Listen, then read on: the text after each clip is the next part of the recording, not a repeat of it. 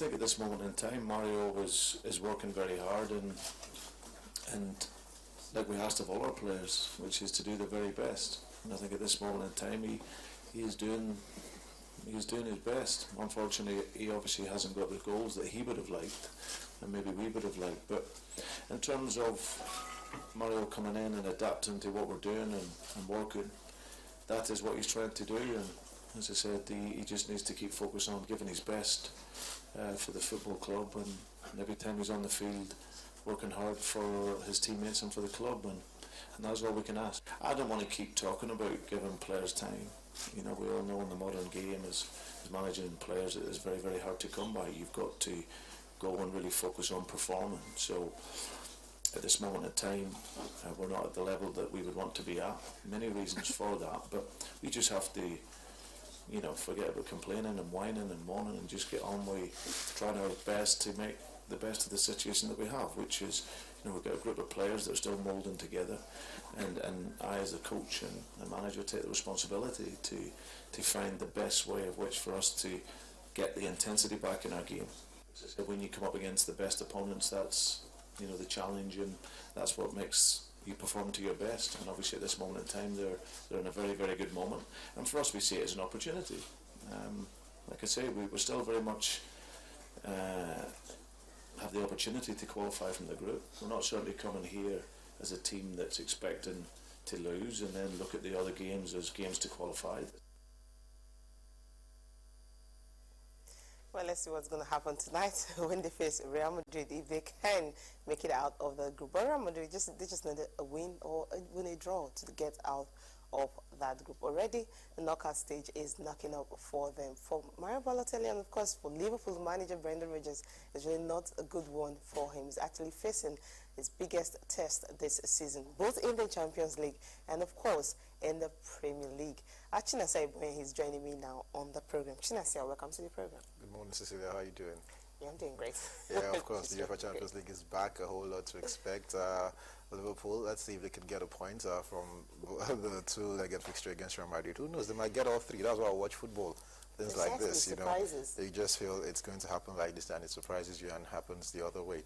Cristiano Ronaldo on his own personal pursuit for greatness, you know. Raul, we didn't think that record would be equaled anytime soon, you know, because Raul kept scoring. Even after I left Real Madrid, he went to Schalke 04, he got goals and all whatnot, and in less than 4 or 5 years, he's almost been taken over by Cristiano Ronaldo and Lionel Messi. We shouldn't forget that Messi is on 69, Ronaldo is on 70, you know, so apparently, definitely we'll know they will overtake Raul at a point, but depends on how soon. Then we'll get to find out between Ronaldo and Messi who would have the highest at the end of their careers. I don't think anybody will bet against them having 100 Champions League goals. That would be a milestone, a great one at that. That would be a great one. Of course, it might just take like 50 years for anybody to break that. Okay, well, let's come back home talking about, okay, you can talk to us on Twitter and of course on Facebook. We were talking about the Champions League, of course. Can Cristiano Ronaldo actually break that record tonight? They will be facing Liverpool, and of course, you know that Liverpool lost the game against Newcastle on the weekend. Of course, Cristiano Ronaldo was on score sheet when they defeated Granada by 4 goals to nothing, and James Rodriguez also was also on score sheet in that one. With Cristiano Ronaldo scoring at every game he gets to play in, tonight might just be the night that he will break that record. You can talk to us on Twitter and on Facebook on that one. Okay? Now, the home base Eagles, of course, some players from the league were invited for the game against Ghana, the friendly, to open the Akwa-Ibom Stadium. It's going to be a huge one on Friday, and of course Trust China Television will be there live, and some of the players that have been invited to camp, we have the goalkeepers, you have Chigozie Agbo, of course, the usual one, Gombe United. They actually stopped a penalty from Bolan Salami against Warri Wolves at the weekend, so that's really a plus going into this particular friendly against Ghana. And Daniel Akpan is also on Warri Wolves. Theophilus Afeloka, Kanu Pillars are the goalkeepers that have been invited. Now, looking at the defenders, you have Slomo Kwando of Sunshine Stars, Idris Aloma of Economy Warriors, Chima Kaz of Sharks, and you have Nelson Bona of Heartland, Azubuke Gwege, of course, the usual suspect, Warri Wolves, Ero Urbano from Ben Insurance. That's strange, second division side, making it to this one. Okay, Bright ACMA from Aimba, and you have Omar Zango from Kanu Pillars. And the midfielders, you have Christian Paguera of Sharks, you have Charles also there from Kiwa FC. Then you have Joseph Nathaniel is also there. You have Stanley Dinga from Warri Wolves, Rabiu Ali from Can Pillars also, he has also been in the national team before, Chinedu Udega from Enugu Rangers, Kingsley Sokario Aimba, and Tony Jomari is also there from Nasarawa United. Then the forwards, of course, the usual guys from who is on 21 goals right now, and of course Christian Brezo of Enugu Rangers, Bolahon Salami, who missed the penalty at the weekend, Sagona Igodar is also there, and of course you have Emma Udok from Dolphins on 20 goals this season. So definitely the Ghanaians will expect the very best from Nigerian players, talking about the players playing at home in this game on Friday. Definitely going to be a test for them. But Coach Stephen Kesha says, no, we focus on this game, he's focusing on the game against Congo. But some players who will perform so well in this particular friendly will just be invited to join the rest of the Super Eagles for the game against Congo. I think performance will definitely be the ultimate. Yeah, I'm particularly rooting for the striker, the top scorer in the Nigerian league right now, Fonodo. You know, the other guy, Memodog, was called up to the national team a while ago, and you know, Fonodo, his goals, he wasn't called up, but the thing I like about the guy is that his goals have spread, you know, all through the season. We saw scoring about 6 goals in one particular game, you know, but Fonodo has been consistent. He's been spreading his goals all around the season, so I think Fonodo should be part of the national team setup. I'm talking about the proper, the main team. Hopefully, if he gets to perform well, get a goal or two. Who knows? I might make Keshi look in this direction.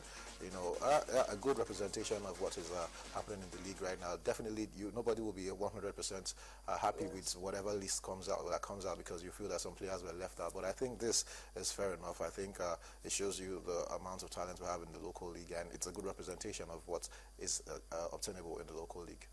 Okay, now talking about CAF, of course, the Nations Cup next year, CAF are saying that they will not shift the date. We know the FIFA World Cup, talking about the 2022 in Qatar, FIFA is already predicting it could just be in November, that's winter games and all that. But CAF is saying in their own case, because Morocco is the fear of Ebola, of course, they're saying that they just want CAF to actually postpone it so that they can get ready for all the teams that are coming in. But they had an executive meeting yesterday, and of course they said that it's definitely going to hold between January and February, which is the usual time that the tournament usually take place. Do you think it really affects Morocco and they will really want to pull out of the tournament?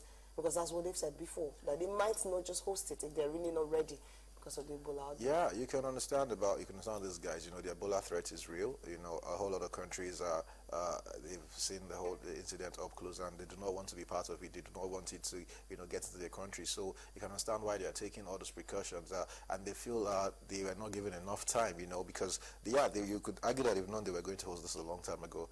But the whole threat of Ebola didn't come up until maybe sometime about 4 or 5 months ago, really becoming a serious threat globally.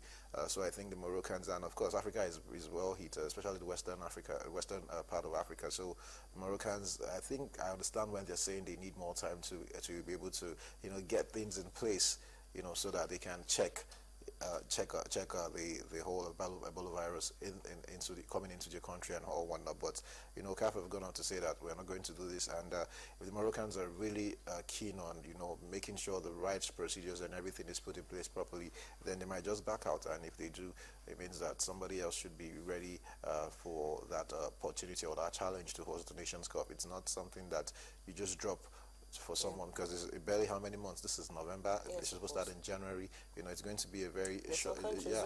Some countries are ready, and I think I'm surprised that we're not throwing our heart into that one, because that might be our best bet of getting into the tournament, since we do not know. What are you saying? Come on, this is not know how it's going. Best will definitely get there. There's no way we'll not get that. You're so confident. I hope it happens. Of course. I would love to see the Super Eagles at the Nations Cup, but no. Sorry to cut you short. Seriously.